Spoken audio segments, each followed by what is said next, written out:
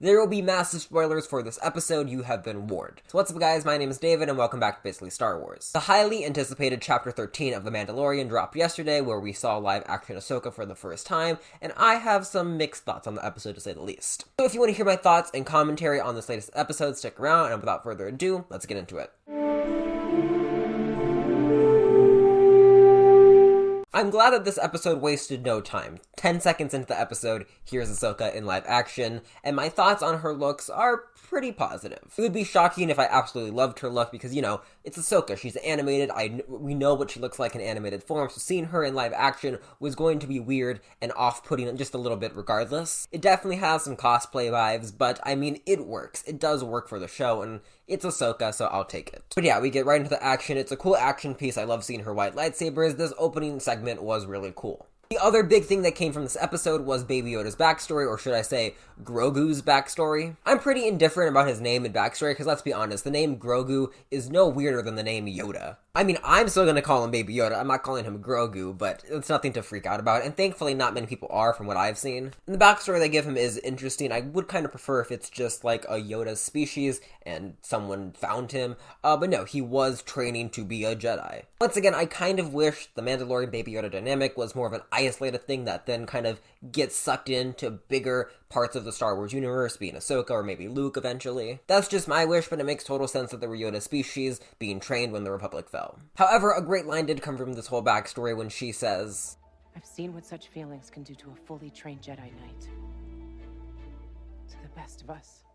That line hits deep, and I guess Ahsoka still believes that Anakin died bad. That's just another reason why Ahsoka and Luke should meet, because Ahsoka could tell Luke stuff about his parents' past, and Luke could tell Ahsoka that, hey, your master died good. Do I think we'll ever see that? Maybe 3 or 4 years from now, given how long they're stretching this thing out and the limited number of episodes per season. The intro and conversation were cool. Now we get into my problem with this episode, unfortunately, this entire series. The plot structure, I'll say it sucks. I love what this show is doing. This is clearly a testing ground to, develop further projects, see how audience react to stuff. I love that we have live action Ahsoka, live action Bo-Katan. All of that is cool, but God, each episode is borderline just boring. It's unfortunate that this episode, live action Ahsoka, this was supposed to be magnificent. This was an event.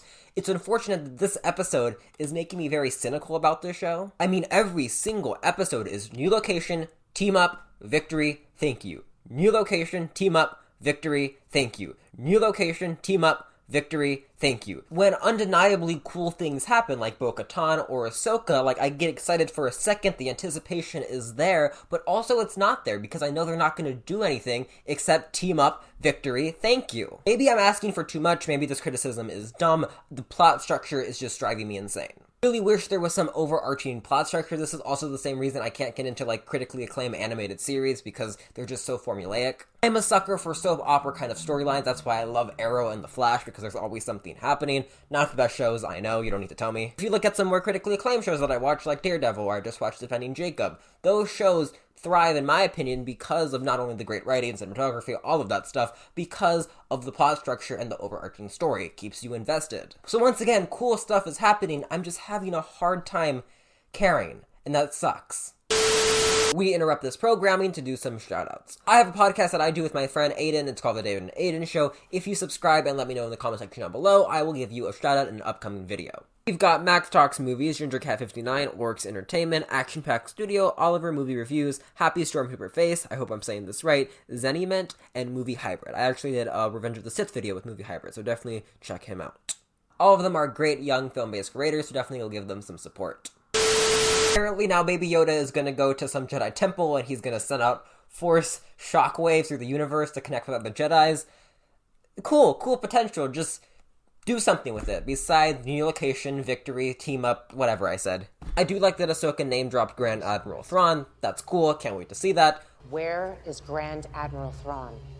I don't want to beat up on this show too much because this is clearly a testing ground. They're trying stuff out. They're setting up stuff here to hopefully make other shows, and I'm all for that. Once again, for the fourth time, now that the novelty of live-action Star Wars television is starting to wear off a little bit, I just wish I cared a bit more. That's all. I usually don't rate single episodes, but just to show that I'm not, despising this show or hate it or think this was an incompetent episode, it was really good and entertaining. Oh my god, I keep saying it again. Anyways, I would give this like an 8 out of 10. It's a solid episode. I just wish I cared more. Anyways, guys, that is the video, and that's how I'm currently feeling about The Mandalorian. Let me know if you disagree, agree a little bit. I know lots of my subscribers actually aren't the biggest fan of the show, so let me know if I'm finally catching up with your opinion. That is all I got for you today, guys. I will see you in the next video, and the Force be with you.